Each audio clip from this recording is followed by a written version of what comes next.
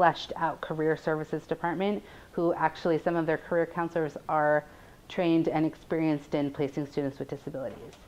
So what you want to look for is if disability services doesn't have a specific vocational focus within their program, do they have a good relationship with the career services department on campus? Can you give us sort of a timeline for parents and kids to consider when they should start planning for college in terms of maybe, for example, when should they start touring for colleges? Like a lot of kids start maybe their sophomore year of high school, but maybe some kids should actually start touring schools maybe their freshman year. When should they start contacting the student disability office? When should they start signing up for in-home support services or other sort of resources? Could you give us sort of a vague timeline? Because I think a lot of parents maybe don't know when they should start working on things like scholarships too. Mm-hmm. So I would say most of the work needs to happen the 2 years prior to college entrance. Freshman feels a little too early to me because so much is going to change in between the time that you're 14 and 17. But looking at when you are entering your junior year as a high school student, that's when your academics are considered the most important. When your grades start to really matter, what are you doing your junior year of high school? That's also the time that you should start thinking about what am I going to do when I'm ready to leave the high school environment? Getting connected to in-home support services is also going to be a really personal decision depending on what your family does for IHSS. So I would recommend working, first of all, with your Medi-Cal and SSI counselor, if you have one, to figure out at what point you're eligible to sort of activate those services and how to navigate that. So working with social workers is going to be really important when it comes to accessing your county and state services in that regard.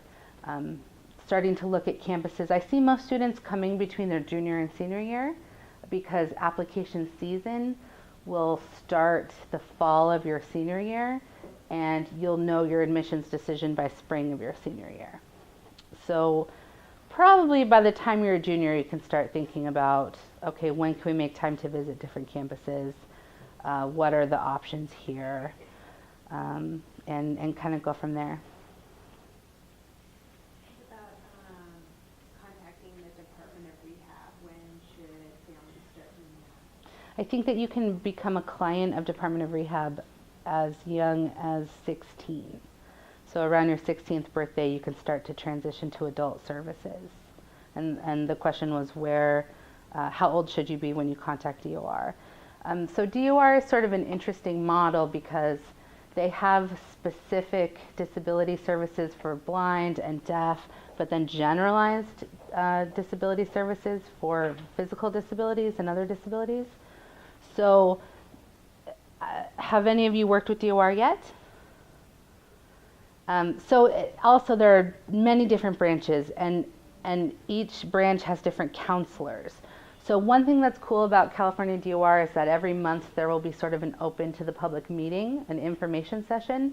So I would recommend that you attend an information session and get a feel for what that DOR branch is like. You are supposed to work within your county or your region with DOR, but if you have a counselor that you're just not seeing eye to eye with, you can request a counselor change.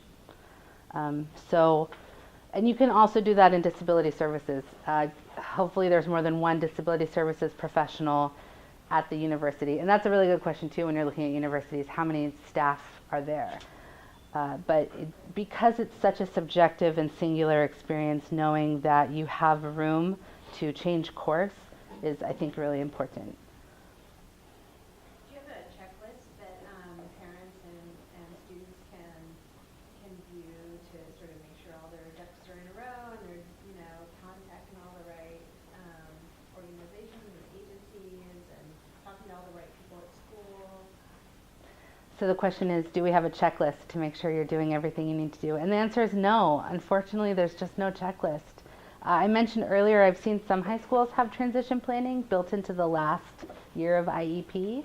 That would be great, going off of the transition IEP, having a checklist, but you're not always going to get that. So also every checklist will be different depending on your family and what matters to you and what the student is interested in. So trying to design your own checklist is probably a good place to start. Is there a list that shows colleges and universities that have a more robust disability services in the Bay Area or California? Yeah, there are. If you go onto the internet and do a Google search for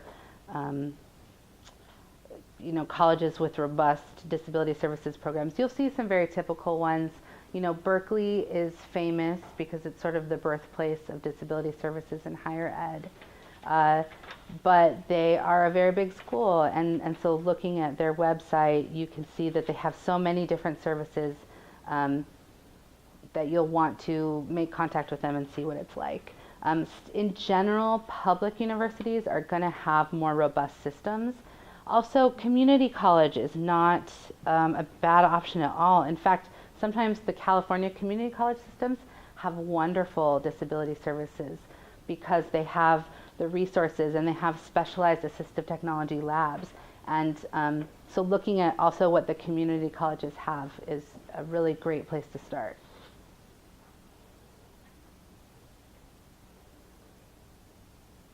And if anyone's interested, I have a contact at UC Berkeley's disability office, and they have said for any of the families that come to our clinic that they need assistance with kind of pre-planning for what to do when you're preparing for college. They're happy to talk to you. They love meeting with students. And they'll work with students for several years before they even get to college, because they want to help them get in, all the ins and outs. And they gave me a little checklist that I'm happy to share with you as well, of all the different organizations and things that you should tap into before you leave high school. So you can contact me and I can connect you with Kevin Shields over at Berkeley. He's fantastic. Great. Any other questions? I'm happy to answer more personal questions if you have specific concerns about your family and your student going to college. And I have my card here as well if you'd like it. But thank you so much for your time. Thank you.